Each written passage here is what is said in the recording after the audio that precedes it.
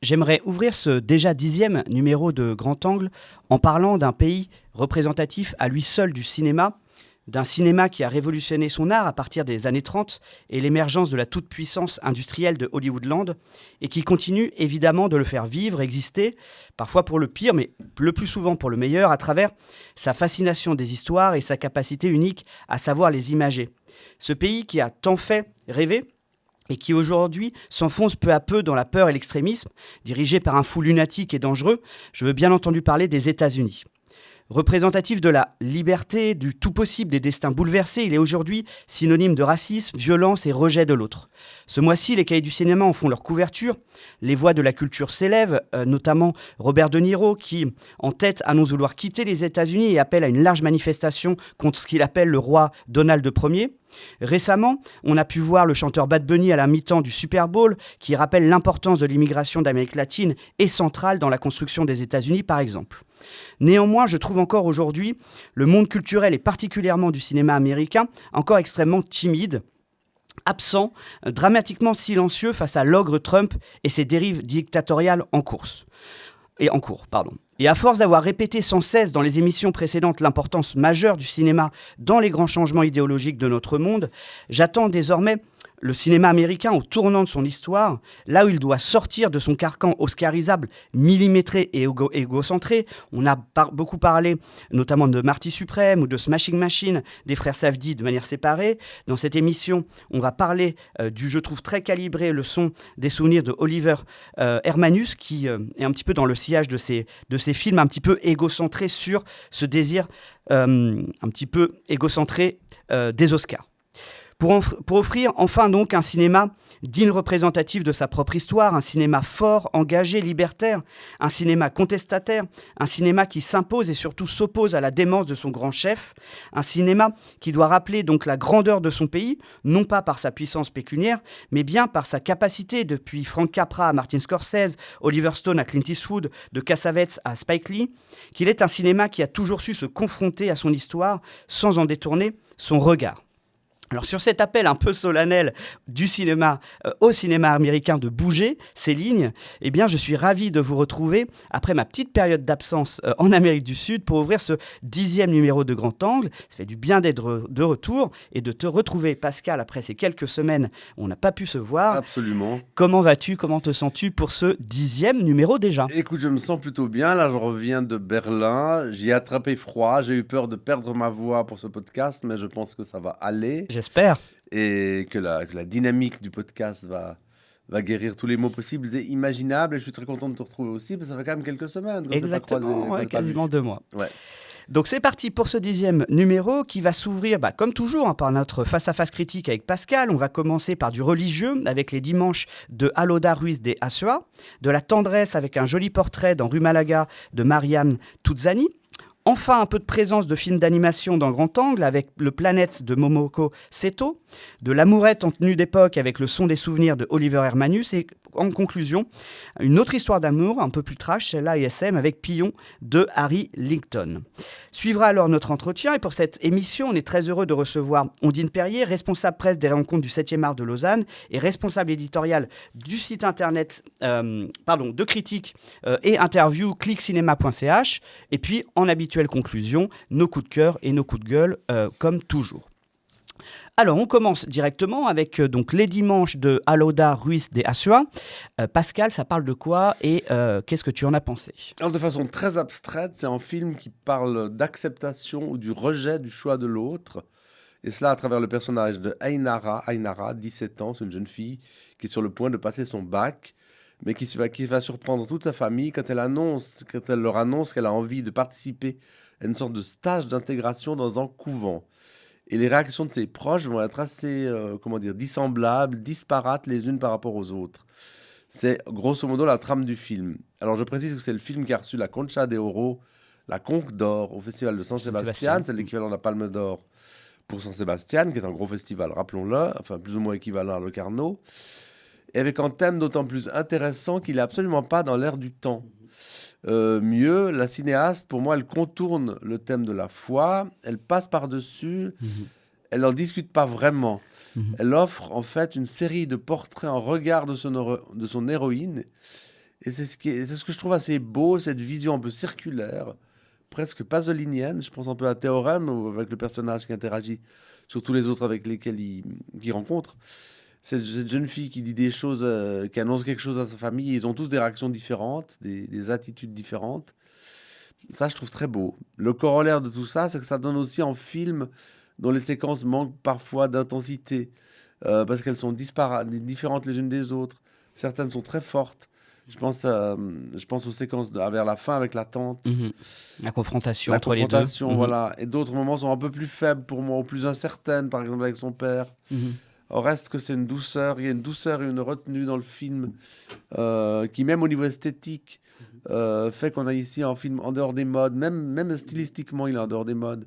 C'est un film qui cherche pas à plaire et qui, en cela, est un peu la métaphore de son héroïne, qui est droite dans ses bottes, qui est quelque part imperméable, on peut dire. C'est une métaphore, comme c'était la métaphore aussi avec le film que tu n'aimes pas, le Marty suprême avec Timothée Chalamet. Mhm. Le style un peu punchline constamment Mhm. était un peu la métaphore du jeu de ping-pong. Là, c'est un peu pareil. Et donc, ce film, Les Dimanches, pour moi, il résonne assez bien comme un appel, au fond, à la tolérance assez inattendue. C'est pour ça que je l'aime beaucoup, tout en ayant quelques petites réserves, comme tu l'as compris.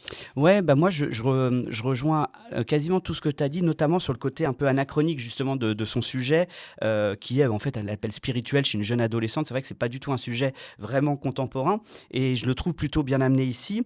Et puis en effet, il y a cette double guerre un peu intérieure entre justement cet appel un petit peu de cet amour de Dieu, qui fait aussi face à un amour naissant aussi qu'elle a pour un jeune homme. Donc il y a un Oui. peu cette confrontation entre l'amour de Dieu et l'amour adolescent en fait Ah ouais. d'un jeune homme. Et puis évidemment cette guerre extérieure avec cette bataille un peu intestine de cette famille qui se déchire du destin de cette jeune fille. Je trouve également que le jeu de l'actrice, donc Blanca Soroa, qui joue Ainara, est plein de pudeur. Je trouve Très qu'elle est bien. vraiment très C'est la bien. révélation du film pour moi. Exactement, elle est vraiment formidable, et je trouve que va émerger. Tu dis que ça manque peut-être un petit peu de moments d'intensité ou de grâce. Moi, je C'est trouve. inégal, je dirais, c'est ça que je veux Ouais, dire. mais moi je trouve non, je trouve que justement il y en a beaucoup, et je trouve notamment ce moment où elle va avoir cette révélation décisive là dans l'église au décès de sa grand-mère. Je trouve Ouais. que ce moment est très très puissant, très fort. On se rend compte que ça y est, quoi. Elle a décidé de son avenir à ce moment-là. On a en fait le moment qui reprend la musique Into My Arms de Nick Cave and the Bad Seeds, que c'est une musique que j'adore et qui est reprise par la chorale, que je trouve un moment très très beau en musique à ce moment-là. Il y a aussi, donc tu l'as dit, donc je vais pas revenir dessus, la confrontation entre sa tante et elle en fin de film. Ouais. Donc je trouve qu'il y a quand même plein de moments très forts, très marquants, un peu de grâce comme ça qui portent le film.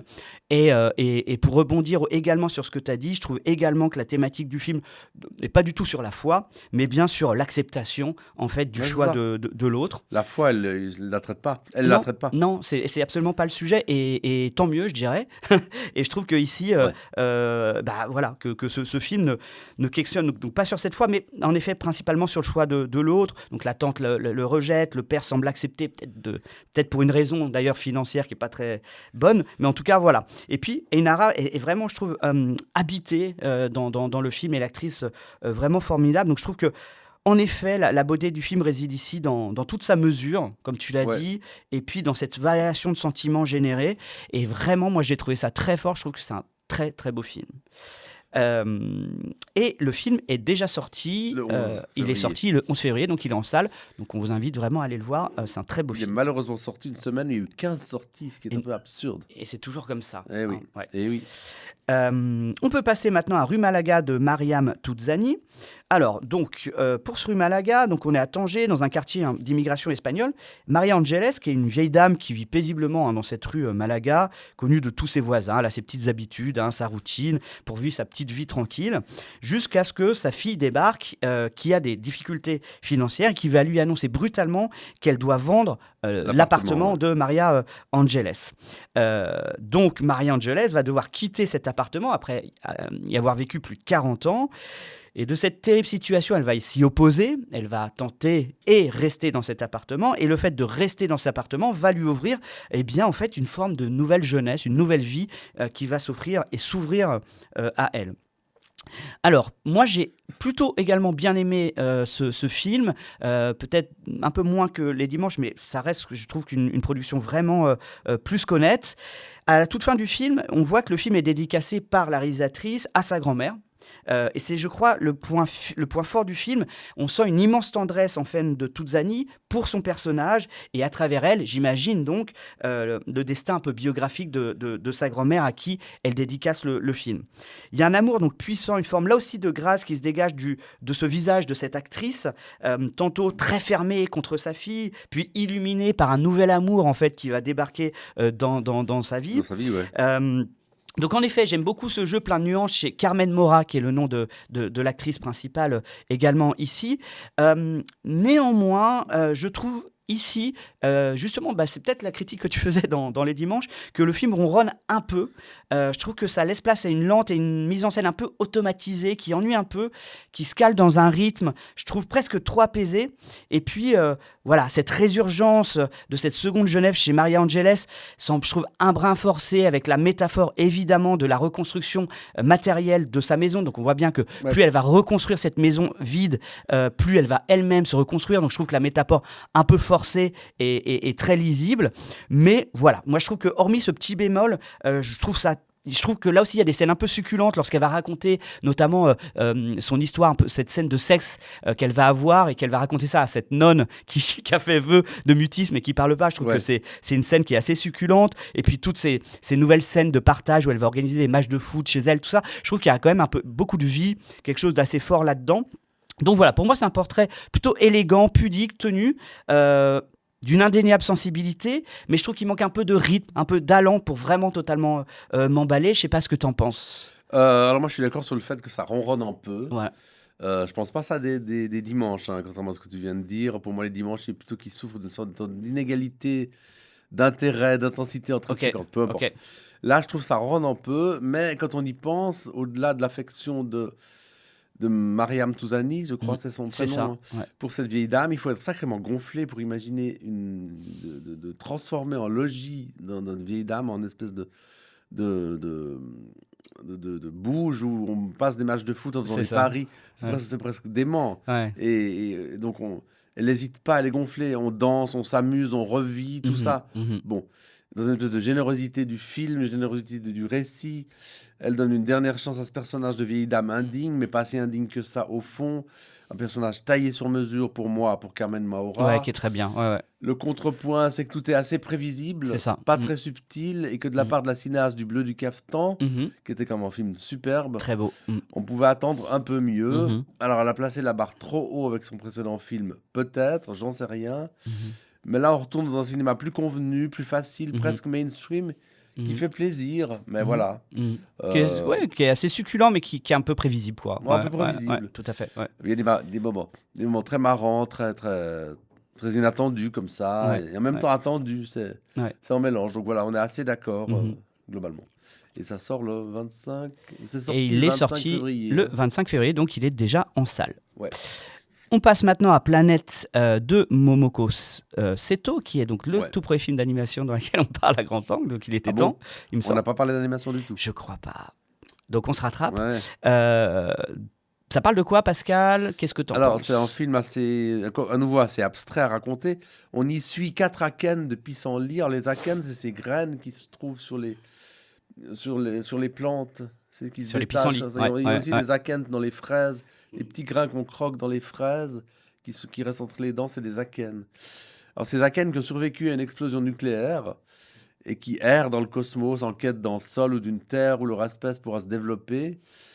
Alors, Planète parle de la fragilité de la vie, c'est le thème, mais en même temps, son postulat de départ, pour moi, est absurde, puisqu'en dehors de l'atmosphère, il n'y a rien ne peut survivre. À moins d'être outillé. Aucune akène qui sort de l'atmosphère, c'est plus rien. La réalisatrice Momoko Seto, elle travaille au CNRS, mais elle se dédouane de toute approche scientifique. Après, j'en ai parlé avec elle. Ce que je trouve un peu dommage. À quoi bon? Il y a quand même pour moi, il y a une approche scientifique, bien qu'elle prenne des distances avec, mais il y en a une. Donc voilà, pour moi, son film est une épopée visuelle avec une approche exclusivement poétique. Mhm. C'est un film sans dialogue, Mhm. qui se rapproche de Flow, je crois que tu vas en Tout à fait. parler. Ouais. Je trouve ça très beau, en rien désincarné, avec une bande-son pour moi beaucoup trop intrusive. Mhm. Et je lui préférais ce Flow dont je parlais avant, qui Mhm. surfait sur un thème proche, Similaire, ouais. avec son Survivaliste, ouais. petit chat qu'on suivait, qui essayait de survivre Exact. dans un monde foutu. Et voilà, je trouve là, je trouve qu'on sent un peu trop, pour moi, on sent trop l'énorme travail qu'il y a derrière. Mhm. C'est magnifique, mais C'est très technique au très final. technique, Ouais, puis ouais. pas si gorgé d'émotions que ça devrait l'être. Flow, c'était émouvant. Ouais, mais c'est ce que Moi, moi ces Aken, elles ne vont pas pleurer, je veux dire. Ah mais c'est dur. Vas-y, Oui. faire Non, pleurer et non. créer des émotions avec des brindilles, c'est Non, quand même c'est pas dur, évident c'est quand dur. même. Avec un chat encore, c'est Avec plus un chat, ça joue. Il y a facile. le- Mais oui, moi je pense à peu près la même chose que toi. Donc ouais, on pense tout de suite évidemment au flow de Zilba Lodis en 2024. Parce qu'il n'y avait pas de parole non plus. Même thème, mais en effet, c'est clair quoi que venir ici nous toucher par ces brindilles d'herbe, c'est quand même compliqué. Mais en tout cas, c'est vrai que c'est un film un peu rêve, à tendance un peu psychédélique aussi, je trouve, au niveau des images, éminemment poétique, mais aussi bah voilà, avec une fureur de vivre, avec ce combat de tous instants contre tous ces éléments contraires à ces brindilles. Il y a une vraie délicatesse du dessin, ça on l'a dit, une finesse des Ouais. traits, un vrai travail technique qui est évidemment remarquable ici. Mais évidemment, comme tu l'as dit, je trouve que difficilement, l'incarnation est difficile, se projeter aussi dans cette histoire compliquée.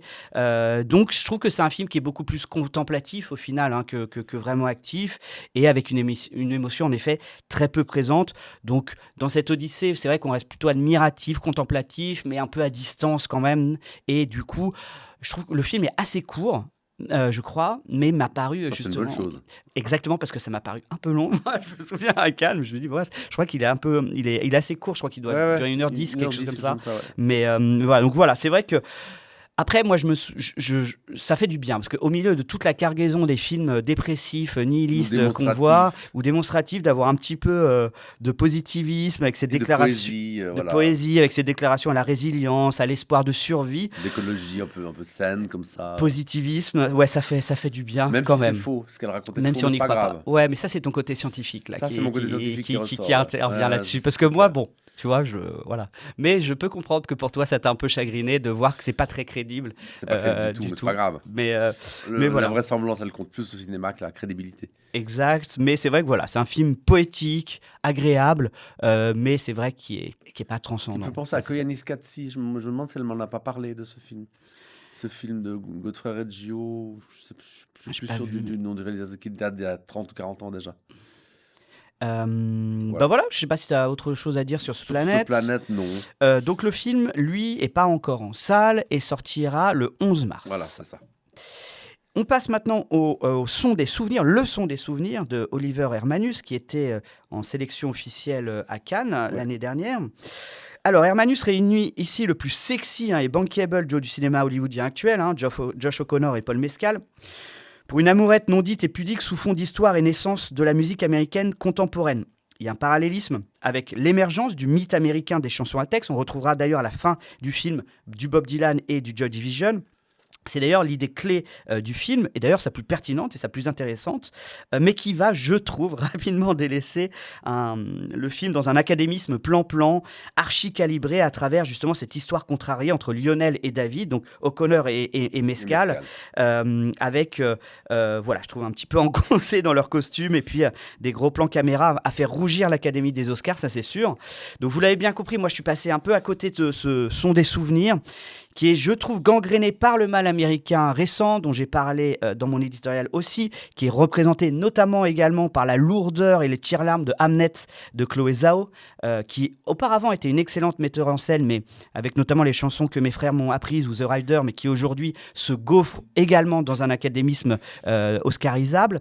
Donc je trouve qu'il n'y a pas de surprise, il n'y a pas d'idée. Je trouve que la mise en scène est super poussiéreuse, d'un autre temps. C'est un film qui m'a vraiment endormi quasiment du début à la fin.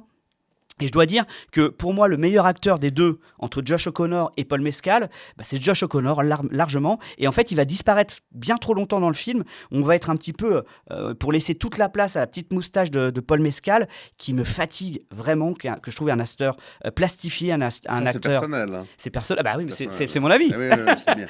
Ce que je trouve un acteur plastifié, un acteur Instagram, et qui, depuis d'ailleurs After Sun, et du coup, sa surprésence dans le film me pèse un peu. Donc voilà, je trouve que toute l'histoire du son, justement de la naissance du folk américain, de ces grands textes d'auteurs, toutes ces bobines qui vont retrouver ce devoir de conservation, de mémoire de patrimoine musical qui est très important en témoin des générations suivantes, bah, je trouve que tout ce pan-là est finalement gâché, bâclé par cette surreprésentation de ces deux acteurs et notamment de Paul Mescal et encore une fois l'académisme pompeux de sa mise en scène. Donc voilà, moi j'ai pas du tout aimé. Mais je crois que toi, oui. Bonne nouvelle, on va pas être d'accord. On attend ce moment-là. Parce que contrairement à toi, je pense pas que l'académisme soit toujours en défaut. Mhm. Et ici, je m'en accommode parfaitement. Je suis prêt à subir les codes censés me piéger dans une émotion peut-être facile et frelatée, mais pour moi réelle. J'ai trouvé beaucoup d'émotions dans ce duo, et une époque où l'homophobie frappe de plein fouet une communauté qui n'a rien demandé d'autre qu'à vivre la liberté, le fait que les gros pinceaux hollywoodiens s'y intéressent un peu, moi je trouve ça bien. Je trouve que ça arrive sur des gros films comme ça, c'est bien. Ça me paraît, on pourrait comparer ça à Brokeback Mountain, mais je vais pas le faire parce que cette comparaison serait trop longue. En plus, il y a cette obsession, comme tu l'as dit, sur l'histoire du son, de sa conservation. Ça m'intéresse beaucoup. Je trouve que ce duo d'acteurs fonctionne bien dans un registre romantique, beaucoup plus que dans le récent Hurlevent. Je ne sais pas si tu l'as vu. Je suis pas allé le voir. Qui est aussi romantique Non, non. qu'une barre de carambar, Ouais. pour faire simple. Ouais. Et voilà. Et il faudrait que Hollywood s'intéresse davantage à ses archives, à son histoire, à l'histoire de l'Amérique. Il faudrait que... Voilà, donc j'encourage pour toutes ces raisons-là, j'encourage à aller voir le film qui est quand même un mélodrame assez beau, qui fonctionne assez bien. Et une époque où, comme je disais avant, l'homophobie tue de plus en plus violemment, je trouve. Je trouve bien que les grosses manettes hollywoodiennes s'en mêlent, après tout. Pourquoi Il y a- pas, voilà. pourquoi pas. Voilà, Ouais. c'est bien. C'est pas le même public qui ira voir ça que ceux qui vont voir, je sais pas, les films LGBT classiques.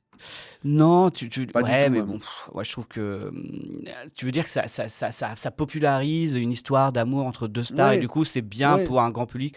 Ouais, bon, oui, oui, ouais. oui. Je pense qu'il y a d'autres manières de Oui, parler de mais ce sujet-là, il faut qu'il y ait différentes manières. mais ouais, ça rejoint Il faut qu'il y ait différentes ça manières. rejoint ceux qui On peut disent plus se que permettre de dire il faut parler de ça comme ça et pas comme ça. non, mais ça rejoint ceux qui disent que Barbie est bien parce que ça met le féminisme, ça popularise le féminisme, alors que ça. Barbie qui est pas un film féministe. Ah, ça c'est un autre débat. mais- alors, il sort quand Alors, il sort le 25 février, pardon. Ouais. Et donc il est Il est sorti, sorti. il est en salle Il est en salle. depuis le 25 février.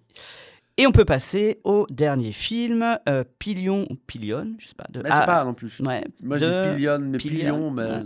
Pillion de Harry Licton. Bah, ça parle de quoi, Pascal?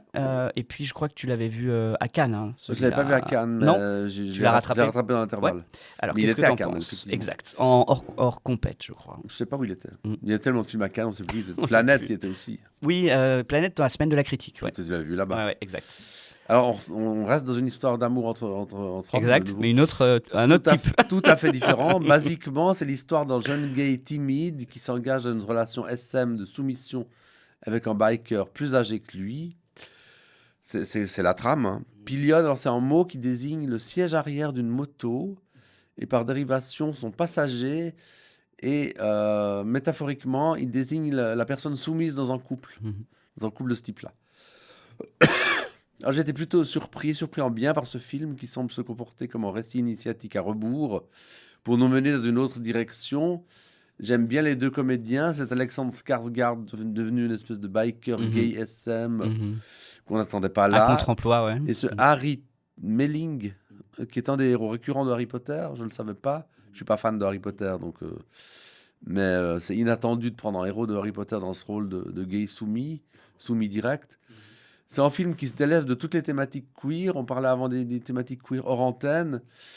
Et il n'en assume que les oripeaux extérieurs, que l'extérieur. On pourrait presque croire à un film, d'ailleurs, sans sentiment. Sauf que non, mais pas au sens où on les entend habituellement dans les films d'amour. La mise en scène, pour moi, est réduite à sa plus simple expression, ce que je trouve ça bien. Euh, Elle s'en tient à l'essentiel, sans en plus chercher à démontrer quoi que ce soit. C'est pas un film démonstratif, c'est pas un film qui veut nous convaincre de quoi que ce soit, de quoi que ce soit. Et pour ça, il est très intéressant.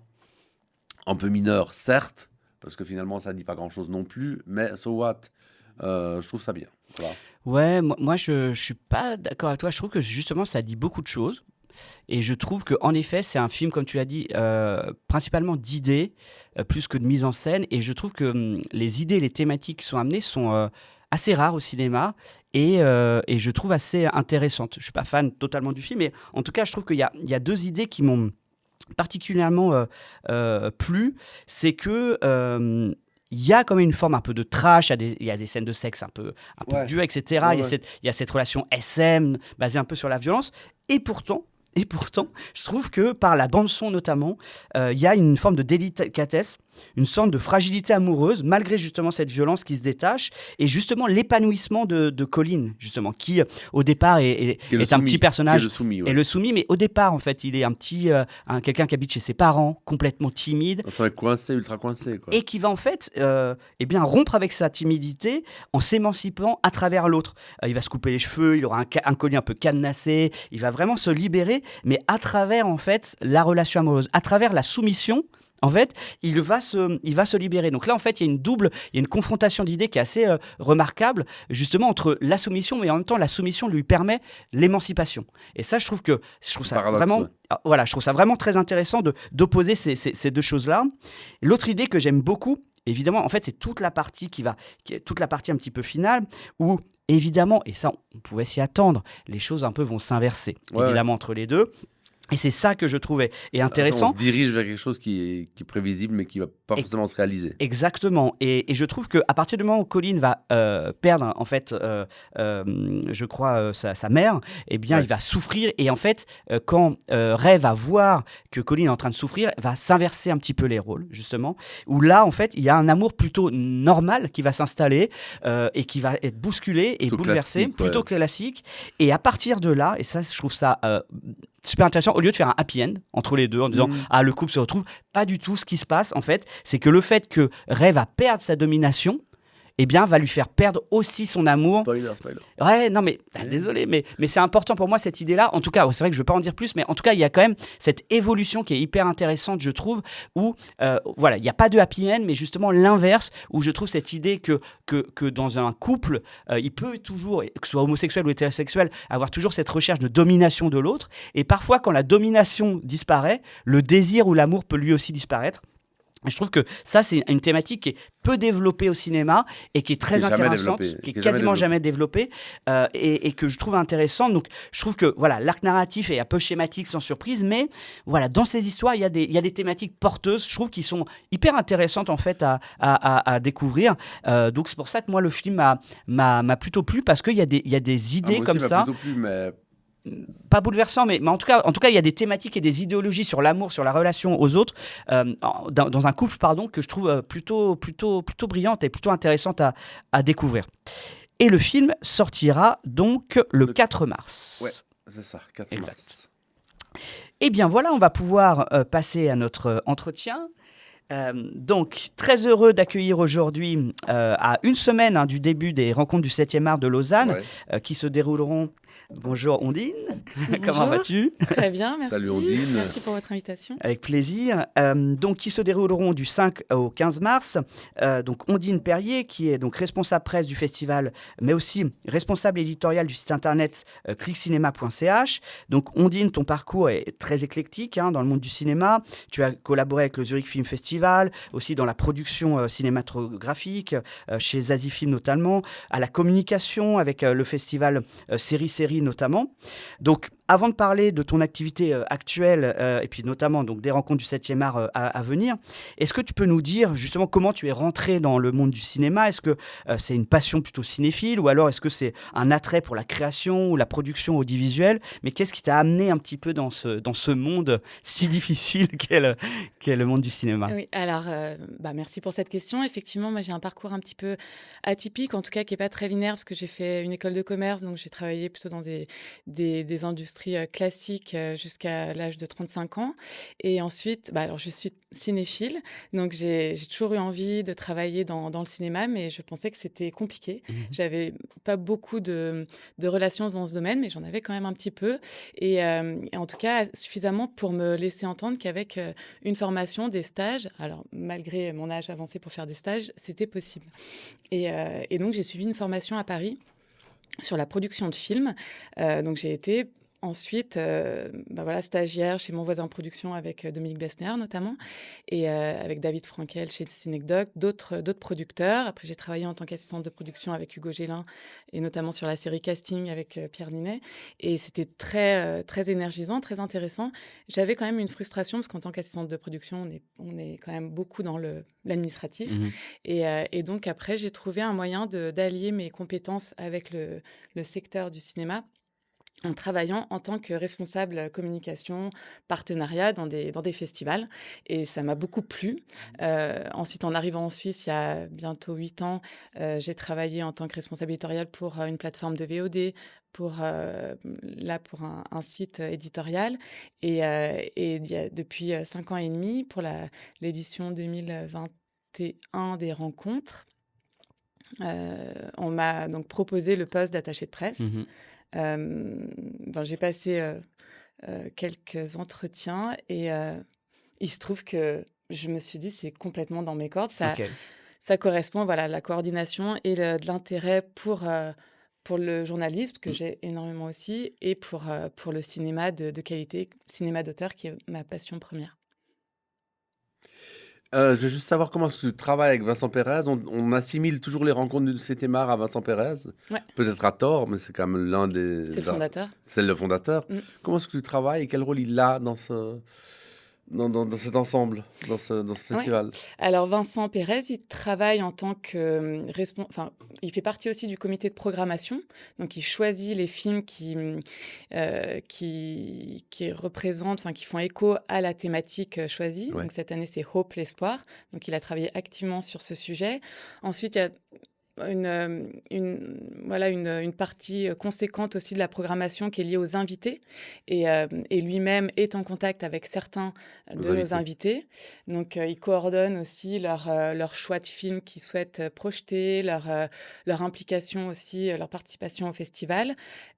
Ensuite, il représente, il est vraiment, pour le coup, le fondateur de ces rencontres 7e art. Sa volonté, c'était vraiment de créer de la cinéphilie à Lausanne. Je trouve que ce festival, il prend de plus en plus d'ampleur, et on le doit vraiment à Vincent, et bien sûr à Alexandrine Cole, qui est la directrice du festival, qui travaille corps et âme pour ce festival, et toute une équipe, responsable de la communication, Mathieu Maté, Karine Weinberger, qui est chargée de production, les personnes en charge aussi de la programmation autour de Vincent, Olivia, Alexandre, enfin, il y a beaucoup de monde, et ça augmente à l'approche du festival, et voilà, et Vincent est une des pierres angulaires Ouais. de Mhm. l'organisation, oui, bien sûr. Est-ce que, justement, on peut en dire un mot de ces rencontres de cette année? Donc, justement, comme tu disais, Pascal, l'intitulé est Hope. Ouais. Bon, c'est un peu à contre-courant du mood actuel, donc c'est pas mal, parce que Ouais, c'est bien, c'est ça nous bien. donne un peu Ouais. un élan. Est-ce que, justement, donc moi j'ai vu, voilà, il y a pas mal il y a Sandrine Kiberlin qui va venir, il y a évidemment le grand événement de Wes Anderson et Laurence Fishburne qui vont être présents également. Est-ce que tu peux justement nous dire un petit peu plus de cette programmation, des événements qui vont marquer un petit peu cette édition, etc. Et puis, Ouais. est-ce qu'il y a derrière justement peut-être cette thématique Hope, justement, et qu'est-ce qui a été voulu dans la programmation? Alors, dans la programmation Hope, l'idée, c'était vraiment, voilà, de choisir des films qui répondent à cette notion d'espoir, mais à plein d'endroits différents. Donc, ça peut être à travers la transmission via le Cercle des poètes disparus, ça peut être via l'amitié dans Les Évadés, ça peut être via un combat comme Erin Brockovich. C'est vraiment l'espoir au sens large et montrer que voilà, dans le marasme, il y a une lueur d'espoir. Enfin, je pense aussi au film Capharnaüm qui m'a totalement bouleversée. La vie est belle, évidemment, ce film culte, inoubliable. Enfin, et des films comme ça qu'on connaît, qui sont dans nos imaginaires, mais qu'on n'a pas forcément le réflexe de voir. Et là, de les voir dans des conditions exceptionnelles voilà, qu'offre le Capitole, c'est vraiment pour donner de l'espoir. On vient de fêter le tragique anniversaire des 4 ans de la guerre en Ukraine. Enfin, ces guerres qui continuent, nos démocraties qui sont fragilisées. C'est important de mettre l'accent sur l'espoir parce qu'il y en a, et le cinéma, en tout cas, permet de garder espoir. On le pense sincèrement. Ensuite, pour ce qui est des temps forts, alors je vais commencer chronologiquement. Donc, il y a évidemment l'hommage à Marine Karmitz, qui est un grand producteur et distributeur, mais il a vraiment œuvré pour la conservation de beaucoup de collections, notamment celle de Charlie Chaplin. Donc, la cérémonie d'ouverture s'ouvre sur ils sont tous cultes, mais le film La ruée vers l'or. Et il a une carte blanche, Marine Karmitz, donc de films qu'il a choisi de projeter donc, le vendredi 6 mars et samedi 7 mars. Donc, le vendredi 6, que sont Une affaire de femme de Chabrol et Someone like Someone in Love, pardon. Le samedi, seront 2 projections alors, il y en a une de Gus Van Sant, c'est Paranoid Park, et Mazeppa de son ami et un grand artiste, Bartabas. Voilà, donc il y aura aussi une grande partie de la famille Chaplin qui sera là. Carmen Chaplin qui rendra honneur aussi avec son documentaire The Spirit of the Trump. De Trump, il faut pas se tromper. Non, faut pas se tromper. Attention, Spirit of Trump. Non. Et donc voilà, il y aura des hommages très, très marqués qui se feront donc à Chaplin évidemment, mais aussi à Antonioni et à Agnès Varda. Agnès Varda à travers les projections de Santoine Nilois restaurées en 4K et Viva Varda qui donneront lieu aussi à une discussion très très, très, très incarnée, très, très, très inspirée par Rosalie Varda et Mathieu Demy, donc les enfants de la cinéaste. Et également, voilà, une lecture Par-delà les nuages d'Antonioni, qui sera faite par Irène Jacob et Vincent Pérez à la Fondation Michalski, et 2 projections autour d'Antonioni, donc de ses films, Profession reporter et Casade et Antonioni, ça c'est plus un documentaire sur sa maison. Voilà, donc des hommages qui font sens aussi avec notre ADN, qui est la transmission, le cinéma classique et tous ces immenses cinéastes qui ont façonné le cinéma d'auteur et qui ont participé à son essor. Est-ce que c'est compliqué d'avoir des noms, des stars, des vedettes? Parce que je sais que les autres festivals, ils galèrent. Ça doit aussi être le cas. Tout à fait. À te voir, on a la réponse. Ouais. C'est une galère, mais c'est vrai qu'on bénéficie aussi voilà, d'une image sympathique, le fait d'être en Suisse. Déjà, les artistes français apprécient vraiment le cadre, d'être à Lausanne, d'assister à un festival qui est non compétitif, qui fait la part belle au cinéma. C'est des choses qui comptent. Oui, alors, les internationaux nous connaissent peu ou pas, donc c'est plus difficile. Mais en tout cas, les Français commencent à nous voir aussi comme une sorte de festival lumière et apprécient vraiment ce travail qui est fait autour voilà, du film d'art et essai, de ce cinéma-là, en tout cas plus classique. Et alors, et pas que, parce que dans la rétrospective, effectivement, il y a aussi des films assez récents. Notamment, voilà, j'en ai parlé, Erin Brockovich, La Cité de la Joie, Capharnaüm, enfin des films plus contemporains. Mais on a aussi des films de 1950, 12 hommes en colère, un film d'Ozu. Il y a beaucoup de choses. C'est un florilège là, mais c'est une programmation qui est très dense cette année. Ouais, il y a Voyage à Tokyo de Ozu notamment. Ouais, tout à fait. Est-ce que tu peux aussi nous dire un mot sur ce site clickcinema.ch? C'est vrai que nous, Ouais. Ou non? Si, Oui, si, oui, bien sûr, peut-être. oui, on peut en Euh, parler. C'est pas ouais. très... C'est OK ou pas? Non, non, parce que, bah, voilà, je sais pas où ça en est, Ouais. quel est le projet ou Alors, il y a un projet. ouais, Ça a été compliqué parce qu'on a appris en octobre dernier que l'OFC ne suivait plus OK. en termes de Ok. subventions. Ouais. Mmh. Donc, ça a été un Un coup gros dur. coup, ouais, j'imagine. Voilà, puisqu'on a œuvré pendant 4 ans, moi 3 ans, pour développer ce site, Mmh. pour développer sa notoriété. Mmh. Et vraiment, on s'y est attaché avec beaucoup de Mmh. passion, d'ardeur. Et ça a été très, très, très, très, très décevant. Mmh. Ouais, parce qu'il faut du temps à un Mmh. Bah oui. média Bah oui. indépendant de s'installer. On commençait vraiment à sentir une adhésion et voilà, et un public par nos réseaux sociaux, Mmh. par ce qui se passait autour. Voilà, les interviews se passaient très bien. Il y avait un angle intéressant sur le cinéma suisse et le cinéma d'auteur international. C'était vraiment en train de décoller, je dirais. Et on nous coupe l'herbe sous le pied. Donc, c'est difficile à encaisser. Le temps de digérer, je dirais, il a été décidé avec les fondateurs et gérants d'ArtTV.ch, qui est la maison mère Ouais. de Click Cinéma, qui est un média suisse-allemand qui existe depuis 20 ans, plus de 20 ans, de donner une chance encore, enfin, d'espérer justement Mmh. l'espoir en faisant de la levée de fonds, de la recherche OK. de fonds. Donc ça, c'est ma mission Mmh. à laquelle je vais m'atteler au lendemain des rencontres. Là, j'ai évidemment amorcé depuis octobre-novembre et c'est de chercher euh, voilà, des partenaires autres que des partenaires publics, puisque...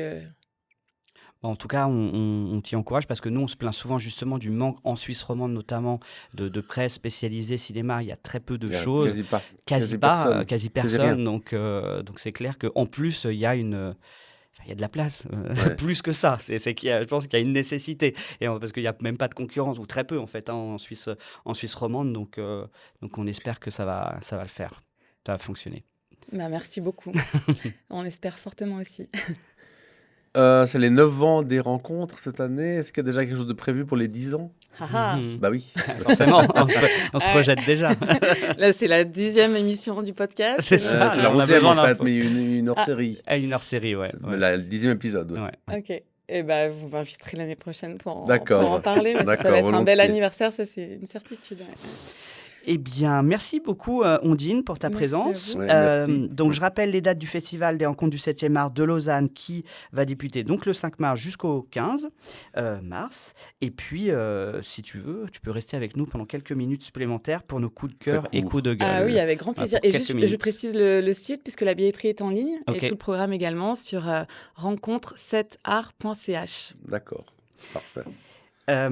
Pascal, Ah, c'est à dis-moi. moi d'y aller. Exact. Ouais. Quels sont tes coups de cœur et coups de gueule pour cette émission? Ah, c'est un peu la même chose. C'est-à-dire que dans les deux cas, on va parler de Berlin, parce que je reviens de Berlin, donc je suis de retour de Berlin, où il y avait beaucoup de films moyens. On l'a dit que c'était assez triste, la compétition était assez mauvaise, assez bas de gamme, mais quand même, il y avait quelques bonnes choses, quelques petites bonus, quelques petites pépites qui viendront dans les mois qui viennent, je l'espère.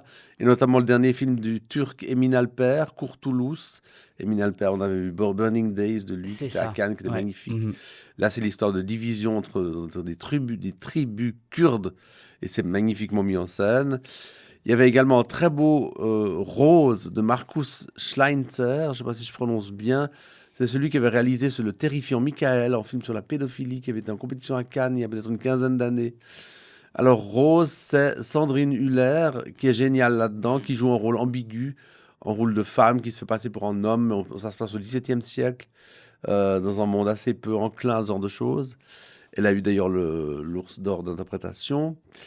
Et il y a eu The Loneliest Man in Town de Tizakovi et Rainer Frimmel, qui est le portrait d'un vieux rocker de 80 ans qui se fait foutre dehors de tout, qu'on met sur la touche. C'est à la fois l'histoire vraie, ça, le mélange documentaire et de fiction, absolument passionnant. Il y avait Wolfram de Warwick Thornton, sur 3 enfants dans le désert australien des années 30, qui est pas mal du tout. C'est pas le film du siècle, mais c'est pas mal du tout. Il y avait Meine Frau weint d'Angela Schanelek, qui est un film très clinique et qui me permet surtout de dire qu'il faudrait une fois sortir des films d'Angela Schanelek en dehors de l'Allemagne, parce que c'est une cinéaste qui mérite d'être vue. Je ne sais pas si tu as vu des films d'elle, mais Ça me dit rien comme c'est ça. très mais... très bien, ouais. c'est toujours très bien. Alors il y avait Rosebush Pruning de Karim Aynouz. Ah, C'est un film, un jeu de massacre à la Lantimos. ça, j'ai pas aimé ça. Je me réjouis qu'on en Ouais. débatte. S'il Ouais. sort, c'est pas sûr, avec plein de stars au générique, dont Elle Fanning. Mhm. C'est un film très méchant, très cruel, comme ça. Vraiment à la Lantimos. Ok. Ça aurait pu être Lantimos derrière la caméra. Bref. Il y avait Yo Lapsis de Anna Bergholm. C'est un petit film d'horreur où il y a un couple qui veut. C'était presque le jour de la Saint-Valentin, je pense que c'est exprès. Un J'imagine. couple qui veut un enfant dans une petite maison toute jolie. Et voilà que cet enfant, il est tout poilu, il se nourrit de sang et de chair humaine. Alors, Intéressant. c'est un film d'horreur, voilà. Ouais, cool. Et il y avait Dao d'Alain Gomis, un très beau film, un peu trop long, Ok. de plus de 3 heures, un beau film français, qui fait un peu penser à Keshish, sur 2 événements parallèles en mariage, une cérémonie de deuil dans 2 pays différents. Et il y a un personnage en commun qui relie les 2 choses. On dirait que c'est une histoire qui se déroule dans un même lieu, dans un même temps, mais c'est pas le cas. Et voilà. Et voilà pour les rares coups de cœur de cette Berlinale. Bah, c'est pas mal quand même, C'est une pas jolie mal. liste quand même. Hein. C'est pas Ouais, mal, quand c'est pas même. mal. Ouais. Et j'ai cité que la compète, hein. J'ai pas cité Ouais. les autres sections. Alors mon coup de gueule, c'est que hormis le Emin Alper et Sandra Hüller dont j'ai parlé, tous ces films ne sont pas au palmarès. Aucun n'est cité. Ouais. Ils sont tous oubliés. Ouais. Bon, voilà, ils sont peut-être dans des jurys parallèles. J'ai pas tout lu, mais en tout cas, ils sont pas au palmarès. Alors, qu'est-ce qui s'est passé? Bah, c'est Wim Wenders, Qu'a fait hein. Wenders? Wenders, il passe son temps à parader sur le tapis rouge avec Tricia Tuttle, la directrice artistique, depuis 2 ans. Il refuse de parler de politique. Exactement, vu son intervention Ouais, ouais, initiale lamentable. Tout le monde ne parlait que de ça. Ouais, mais ouais, alors, bien sûr. se pavaner sur le tapis rouge, ça, il sait faire. Hein. Ouais. Puis ça durait des longues minutes. C'est pire qu'à Cannes. Ouais. Il y a Isabelle Huppert aussi qui veut nous faire croire qu'elle peut jouer une vampire queer. Je trouve ça un peu ridicule. Enfin, passons.